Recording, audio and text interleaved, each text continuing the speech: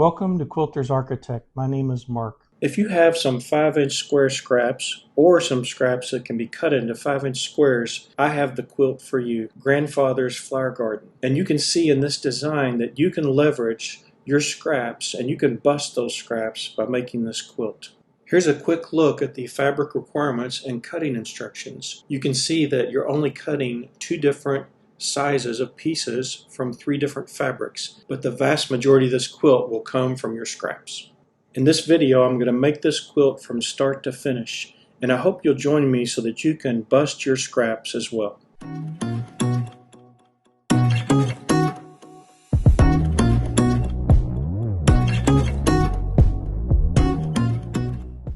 As you're looking at this video on YouTube, there's always that description, right? And you can expand that description. I've included a link to the pattern where you can download this pattern, and that way you can join me for this sew along, and you can put your own twist on this Scrappy quilt, and at the same time bust your 5-inch scraps. So it has a repeating pattern, as you can see on the overall quilt design, what looks like a flower. I chose to put in this example as a black with a yellow center. And then everything else in the quilt pattern that you see as gray is intended to be replaced with scrappy fabric. So you have a lot of freedom with this quilt to adjust the look of it. You can even, as you can see in the following examples, you could take this quilt and instead of using black for the outline of the flower shape and the yellow, you could change those colors out to something you prefer. And I guess someone could even alternate some colors in these flower shapes and not just use a single dark color like I have. One other thing that's really nice about this quilt pattern is it's fairly simple to get the fabric ready. It has 2 sizes of pieces, 5-inch squares, and then on the sides, the left and right sides and some of the rows, there are 5-inch by 2 3/4-inch rectangles, and that's because the squares running through the rows are offset as you alternate rows. So let's take a quick look at the fabric requirements. On page 2 of our pattern, you'll notice those at the top. And we have our dark fabric. We need 2.5 yards of that. And for our scrappy, we need about 4 yards. And then for our light fabric, we need about 1/4 yard. And you can see how simple the piecing is here, since this consists of squares and a few rectangles. For our dark fabric, we have 144 5-inch squares. For our scrappy, we have 209 5-inch squares. And then within the scrappy, we're going to have 18 5-inch by 2 3/4-inch rectangles. And then for our light fabric, which is in my case, what I'm going to do, since I chose to use this black fabric for the shape of the flower, I have this yellow fabric. And you'll notice that if you look at the design of the fabric, it kind of looks like the center of something like a flower. It has like that little pattern on it, which kind of makes you think of the part of a flower a lot of times you'll see bees on. So I think that'll look really nice. And for this light fabric, I'll have 4 5-inch squares. And then I also have 4 of my 5-inch by 2 3/4-inch rectangles. So the only thing I really had to cut is these 2 fabrics. I had to cut, the pieces I just showed you. And the reason is because I wanted to use a consistent fabric to give the scrappy quilt an overall look. Even though the scrappy part is going to vary, the shapes of the flowers will give it like some consistency and something to visualize within the scrappy quilt. Now, just to mention a few other things, I've listed here some additional notes. This pattern's assuming 1/4-inch seam allowances. It's also mentioning press the seams as you desire unless it states otherwise. And then for width of fabric, the assumption here about width of fabric is it's at least 42 inches of usable fabric. And then if you're using fabric from your stash and it doesn't align to 5-inch squares necessarily, you don't already have that cut, you may have to adapt these cutting instructions a little bit, or the yardage is going to vary because if you're pulling from your scrap, yardage may not be that big of a deal for the scrappy portion, because you're just going to pull from the scraps you have, and you have plenty of those. Now, one other thing that I mentioned here as a side note about this pattern, if you look at the overall look of the quilt on page 1, you're going to notice that for the shape of these flowers, at the top, there are several dark fabrics together. So I left them as individual squares is the way I'm going to approach putting the quilt together and the piecing. But a person could easily say, I would rather not sew two dark fabric squares together, but I would rather cut a strip for those where there are two of those together. The same could apply for where there are four in a row. You might prefer to do a strip. If you prefer to do a strip, just adapt the cutting instructions and fabric requirements to your needs. Of course, one other consideration is since you would be replacing multiple squares with a strip, then you would be removing seams that were between those squares, and you would have to adjust the size of that strip to correspond to what those squares would have ended up as if you sewed or joined those squares together. And for most people, for that gray fabric, which represents the scrappy, that's going to come from whatever you have available. Now, in my case, Sherry has spent some time in the past as her scraps accumulated, and she cut her scraps into 5-inch squares, the ones that were near that size or appropriate to cut into that size. And so I have a large tub.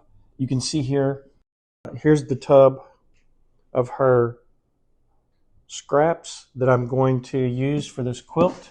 Since I'm using a dark fabric for the shape of the flowers, I'm going to try to avoid putting a lot of dark scraps right next to the black if it would be easy for it to blend in. If it's got a nice pattern and it'll obviously stand out against the black and contrast, I'm not going to worry about that.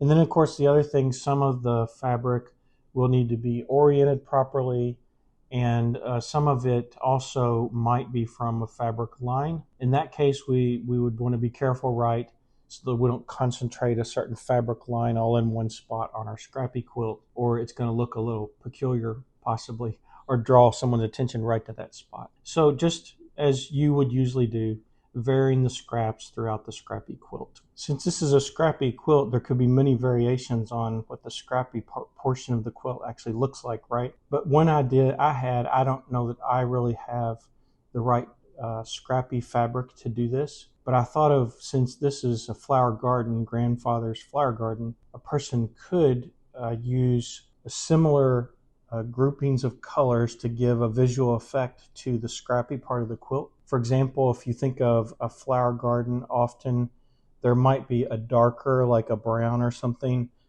in the bottom of the scene when you think of looking at a flower garden. And then there might be like greenery, like you would have the browner colors at the bottom, and then greenery above that, and then that might blend and lead up into like blue color for the sky.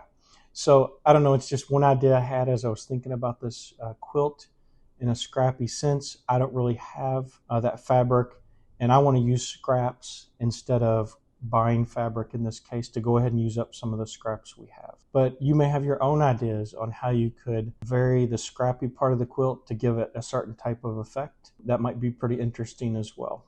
One thing I noticed on YouTube is it seems like that subscribers just mysteriously disappear. And I don't really understand if it's always the case that someone intentionally went and they unsubscribed from a channel, or if there's some type of maintenance routine running or some quirk and subscriptions are dropped. The reason I mention it is if you have subscribed to my channel before, but you don't see yourself still subscribed, please do that again. That way you can get notifications. If you click on that notification bell, that way when a new video comes out, you'll get it in your feed. I'm excited to see this quilt come together. And so let's jump right into the actual assembly of the quilt. If you take a look at page 3 in the quilt pattern, you'll notice that my approach is to assemble the quilt in sets of rows. And I'm going to start with rows 1 through 4. And so this just lays out in the pattern the arrangement of the rows and blocks so that you'll get the actual shape of the flowers in your quilt. Now, one of the things that I wanted to mention, it shows the fabric pieces here if you need a reference to that. But mostly this is a visual guide, right? It just helps us to remember, where am I using my dark fabric that I chose for the shape of my flowers, and where am I going to use the lighter fabric that I chose for the center of my flowers. And then the gray, it makes it easy. Everywhere where we see gray squares, we're going to substitute our scrappy fabric there. So my plan is I think the only way I can arrange this to avoid a wrong orientation on a fabric that has a figure or something on it that should be oriented a certain way, as well as not concentrating similar fabrics or fabrics from a fabric line in one area, is I think I'm going to lay out 4 rows on the floor. I'm going to see if I can get this to work. It's 16 blocks in a row and then 17 in the one that has the partial blocks. I think I can get it to lay out on the floor.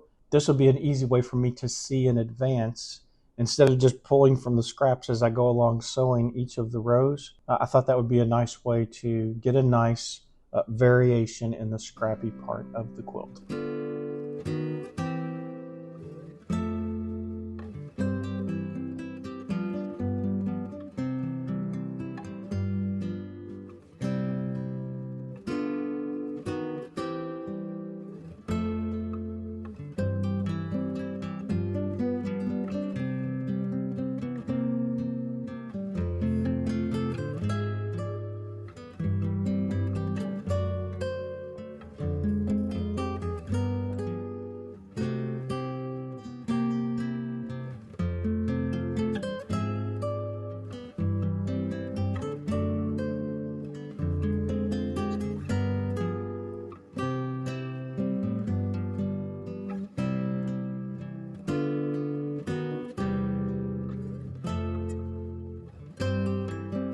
So having laid out these first 4 rows, I think one thing that would be real easy to do, I did it, is on the very end, on the 4th row down, there are those rectangular pieces that are, in my case, I chose that yellow fabric to be in the center of the flowers. And so I started to put a scrappy rectangle there instead of the yellow. That'd be very easy to do, right? The only other thing I would say is I feel like they're fairly well distributed as far as different colors. The only one I'm somewhat doubtful about, but I think it's okay, is the fabric with the butterflies in it. It's kind of over to this right-hand side in the middle on the 2nd row. It's like the 5th square over. I think though with flowers, butterflies is kind of a nice touch to actually be in there, even though it's a little darker than I think I would prefer to have. There are my first 4 rows. And when you do your scrappy arrangement, you can choose whatever appeals to you the most or the way you like to see your fabrics distributed. So now it's time to join these together. Well, these are offset, right? The squares do not line up from one row to the row below it. So this means we can't really do something like 4 patches and then join all those 4 patches to form like 2 rows. We'll have to do individual blocks together. And then once we have a couple rows all joined together, we can join those 2 rows. What I plan to do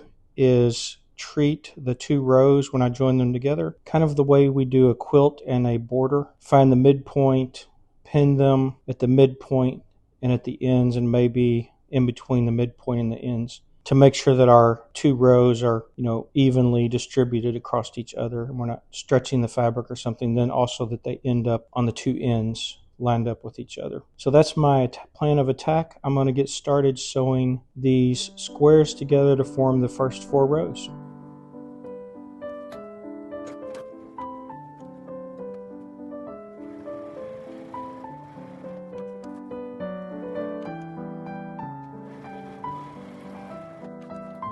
And here are rows 1, 2, 3, and 4 all joined together.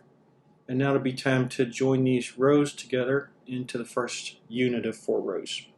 Since our rows have offset squares, I'm going to use this 4.5-inch ruler, center it on the middle square in one row, and then use the 2.25-inch line and align that with the seam on the other row. I've pinned the 2 rows together. You can see here at the end I have a pin, and also about halfway point between the middle of the row and the end. And then here in the middle, what I did is at the top of this, the very first row, there are 4 black or dark blocks or squares in the center. So that middle seam is the very center of the row. And so I measured the next row's square and centered it with this ruler on that seam before I pinned it. And then again, pinned again halfway the other direction and at the end. So hopefully this helps our row. the two rows, the fabric stay evenly distributed as we join them together.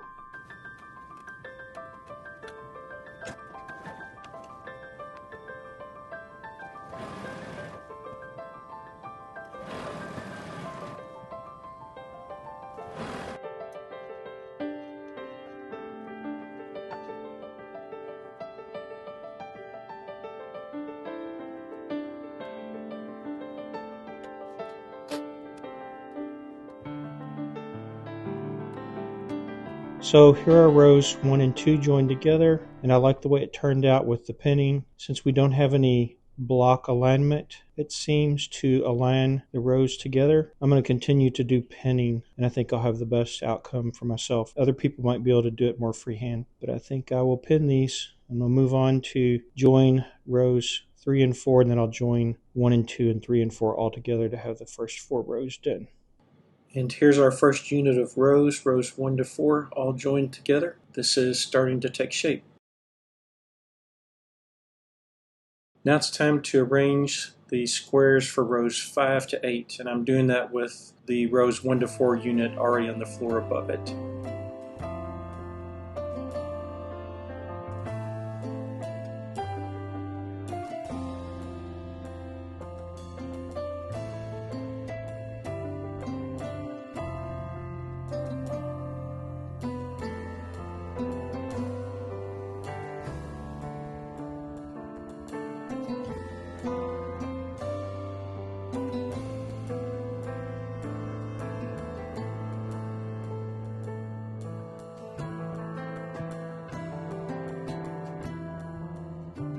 Time to join these squares together for rows 5 through 8.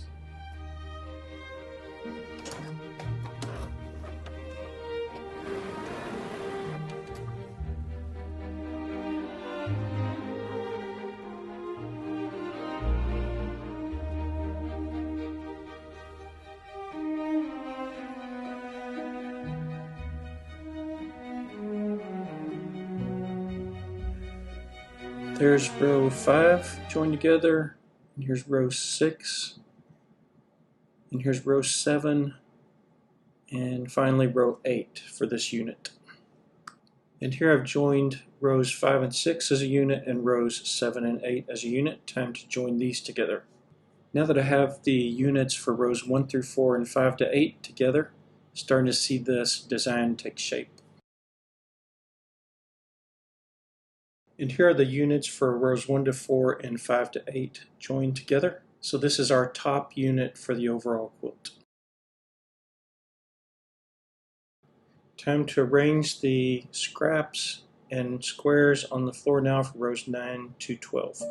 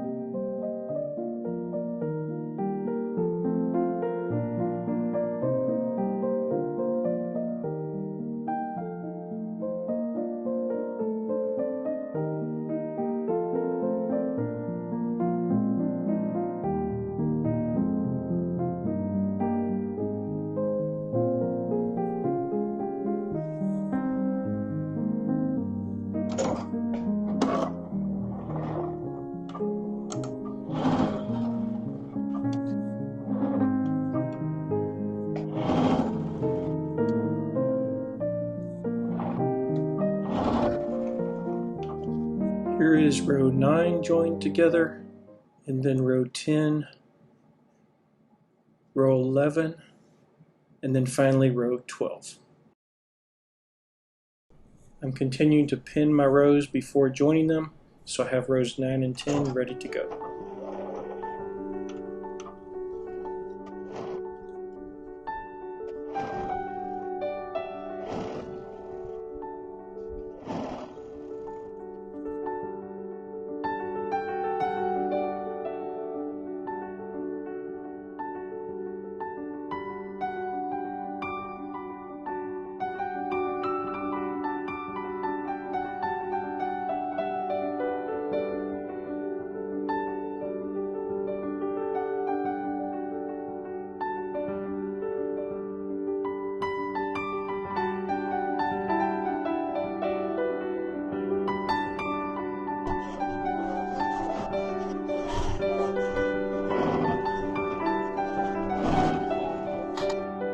Here are rows 9 to 12 all joined together as a unit.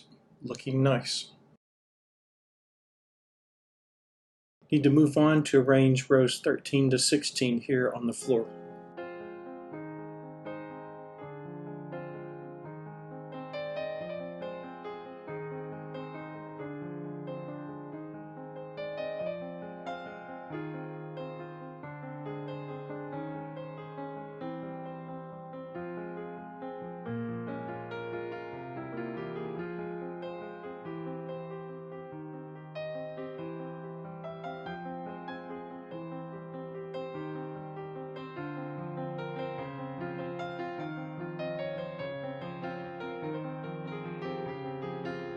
Now that I have all the squares collected up for rows 13 to 16, I'm going to join these together in rows.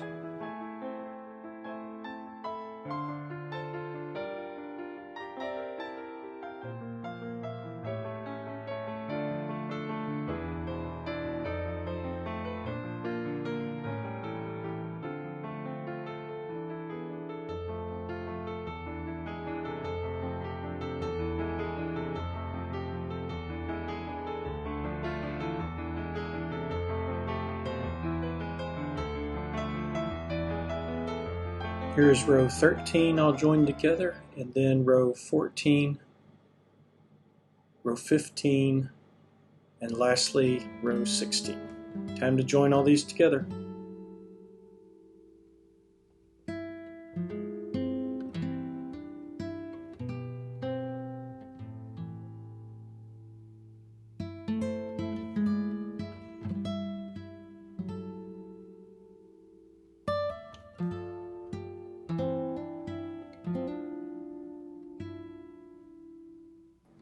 So here I have rows 13 to 16 joined together as a unit, and now it's time to join together the rows 9 through 12 unit and rows 13 to 16 unit.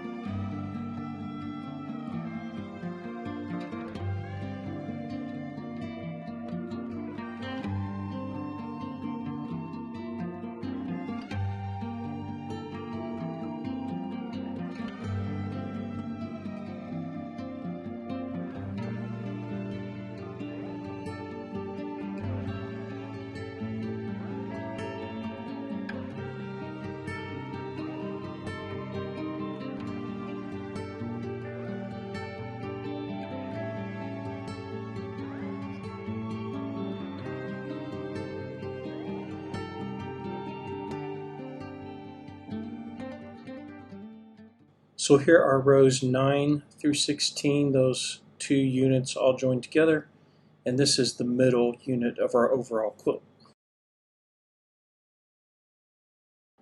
Now I need to arrange rows 17 through 20 here on the floor.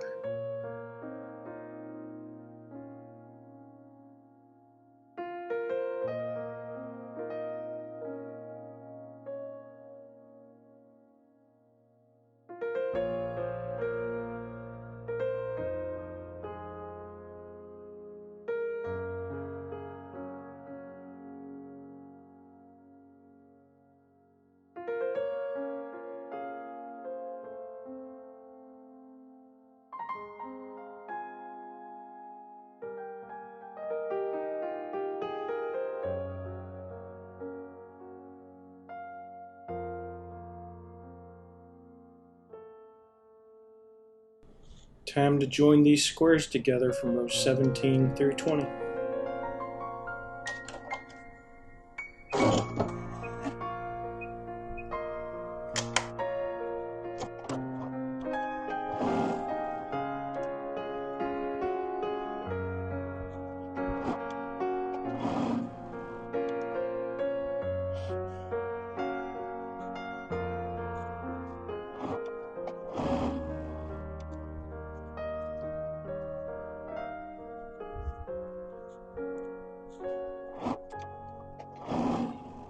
Here's row 17 joined together, and here's 18, row 19, and lastly row 20 for this unit. I've pinned rows 17 and 18 together. Now I'm going to join them together.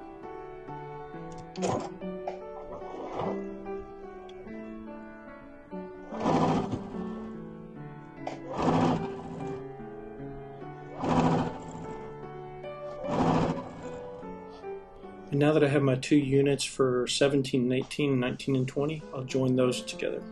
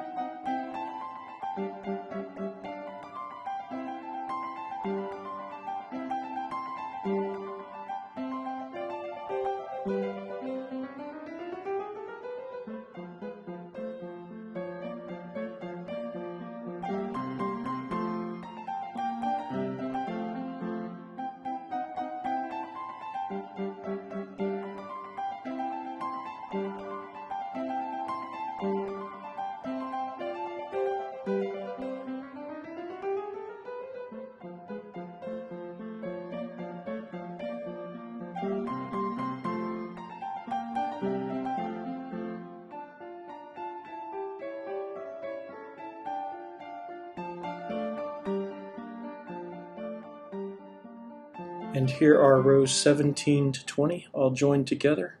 These look good. Okay, we've got to our last three rows, rows 21 to 23. I'm going to arrange the squares and scraps here on the floor.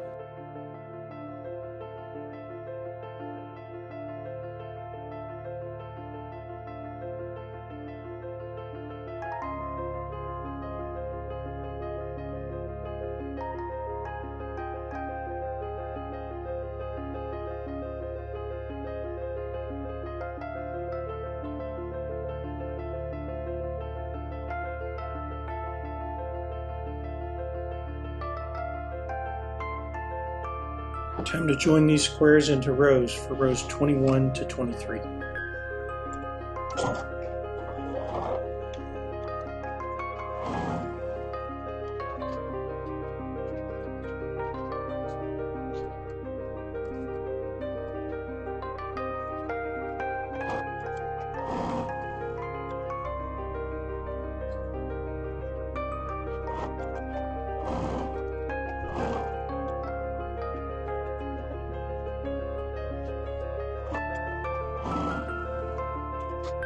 Here I have rows 21 and 22 ready to join together.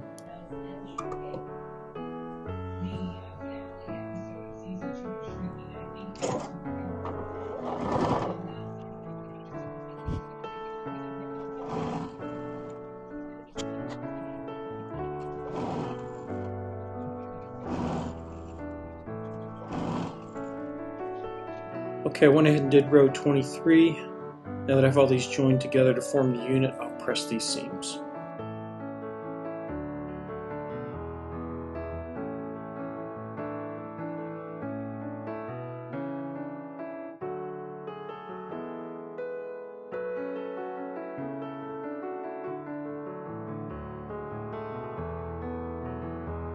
Now that I have rows 21 to 23 as a unit, I can join those with the unit above and we'll form the last or the bottom unit of the overall quilt.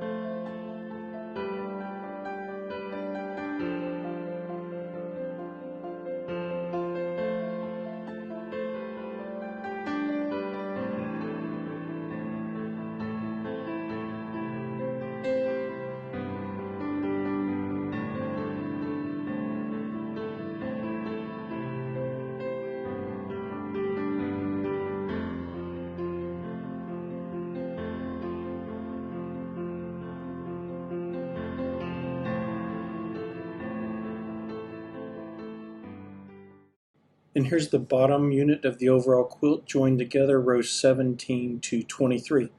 Looking good. Now I'm going to join the top and middle units of the overall quilt together.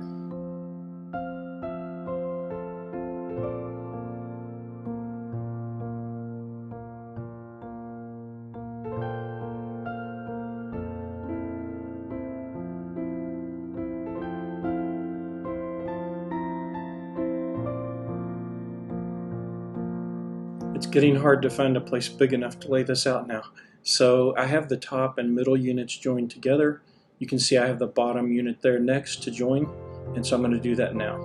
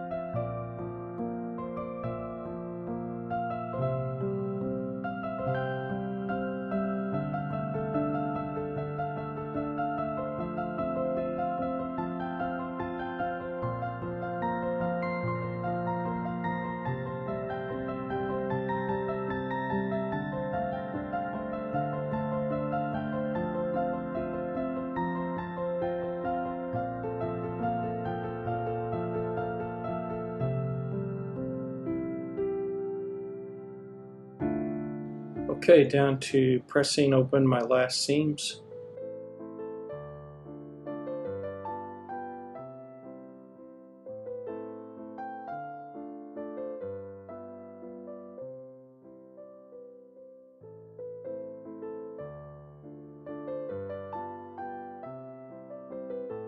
The quilt is all joined together, top, middle, and bottom units. Next, I need to move on to quilting.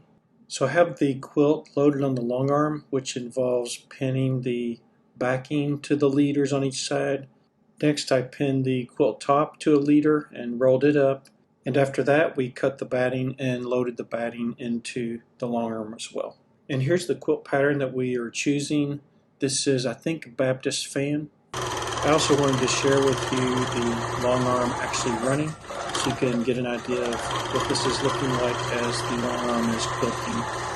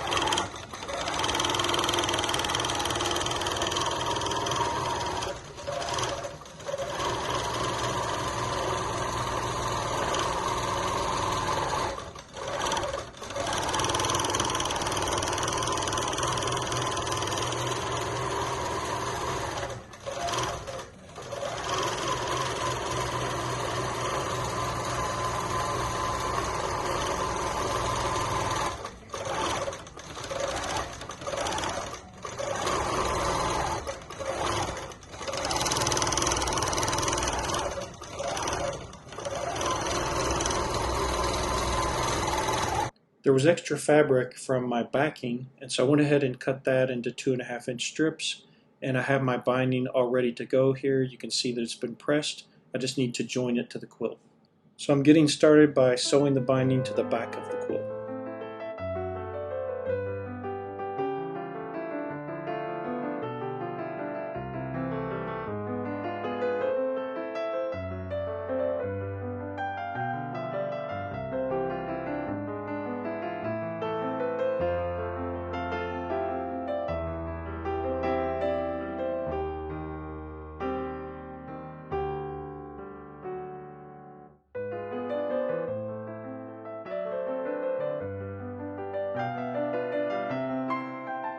And moving on to sewing the binding to the front of the quilt.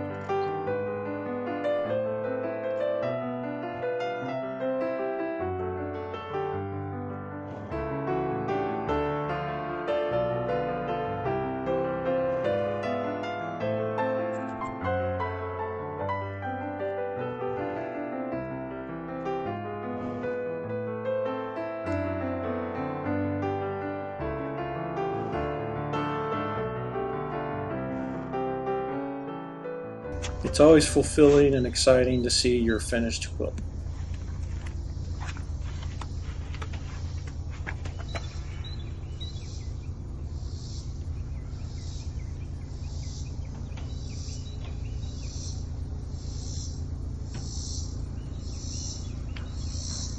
He's in the shade. He's like,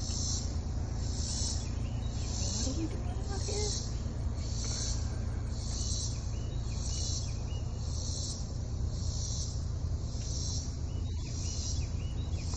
Please hit the thumbs up button if you enjoyed this video.